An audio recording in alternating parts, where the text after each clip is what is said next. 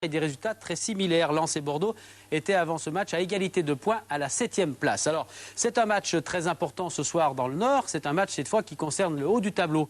Car tout à l'heure, si Montpellier et Caen s'expliquaient ce soir pour quitter cette zone de relégation, là c'est beaucoup plus sympa au niveau des points. L'objectif est plus attrayant. Il s'agissait de partager entre Lens et Bordeaux, pourquoi pas une place européenne. On va voir ce qui s'est passé dans le Nord. Les collétaires sont suspendus. Jean-Pierre Papin a déclaré forfait hier soir. Un problème à un orteil. L'Envaï, lui, le Hongrois, est titulaire pour la première fois de cette saison et on l'avait vu dimanche à Blois avec les espoirs hongrois face à l'équipe de France de Domenech, une défaite 2-0.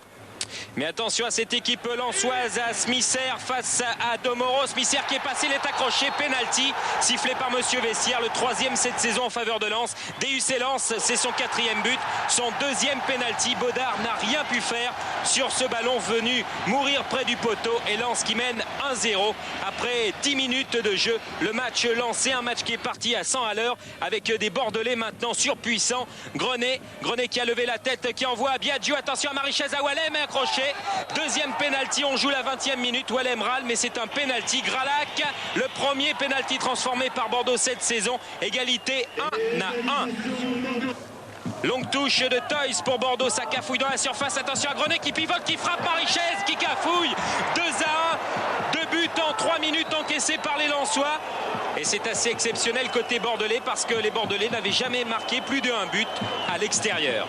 2-1 donc pour Bordeaux. Lens doit pousser à l'image de Titi Camara. Camara face à Domoro. Camara qui passe, Camara qui met toute sa puissance mais qui ne peut vraiment frapper de son pied gauche pour inquiéter Bodard.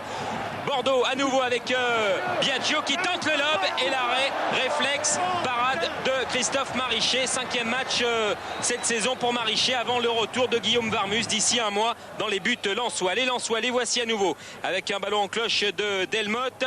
Ça cafouille et une récupération de Lambourde.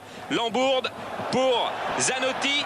Zanotti qui crochette face à Jovi Bocco et il lobe Marichès pour le 3-1 exceptionnel.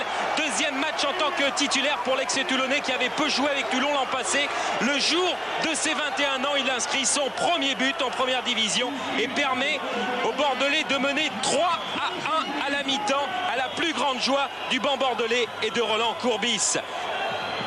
Et l'on attend une réaction lensoise en seconde période. La voici peut-être avec Camara pour Richkov qui frappe et ça fuse devant le poteau droit de Bodard. Des Lensois encore avec Mérieux, ça cafouille. Lambourde et la reprise de Jean-Guy Wallem. 6 heures retourné du capitaine lensois qui marque son premier but de la saison. Bot exulte, quel but! On a mal renvoyé ce ballon. Décidément, problème de coup de pied arrêté dans ce championnat de France pour Bordeaux. Et on revient à 3-2 côté lensois. Des Lensois qui continuent de pousser avec une percée de Camara face à Fanou. Camara qui poursuit encore sur sa lancée. Une frappe de Camara et la parade de Bodard. Bodard face à Camara déçu. Mais Bodard, regardez, qui contre ce ballon du bout du pied.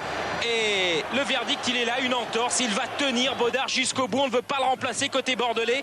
Des Bordelais qui pressent un peu ici. DU qui renvoie mal pour Wallem. Diawara qui vient de faire son entrée. Lob Christophe Marichet pour le 4-2. Cette fois, c'est vraiment le coup d'assommoir pour Marichet et ses partenaires sur cette faute de DU. Eh bien, Diawara permet à Bordeaux de mener 4-2. On joue les arrêts de jeu pratiquement, les minutes qui filent, la reprise de Richkov et le poteau qui sauve Bodard et les Bordelais. Ces deux joueurs-là se connaissent bien, ils ont évolué en Belgique l'an passé dans le même club. Eh bien, regardez, Richkov n'est pas venu tromper son ancien gardien. Lance encore avec un déboulé de Smisser. Il y a Brunel qui est à sa gauche. Brunel est servi. Elle vient tromper cette fois Bodard pour le 4-3. Ça devient de plus en plus fou en fin de rencontre. Mais on va s'arrêter là. Victoire de Bordeaux. 4-3 au stade Félix Bollard. Bordeaux qui n'avait plus battu depuis la saison 92-93. Lance au stade Félix Bollard et la déception de DU. Bordeaux, 2e équipe de cette saison à s'imposer à l'extérieur et à marquer 4 buts.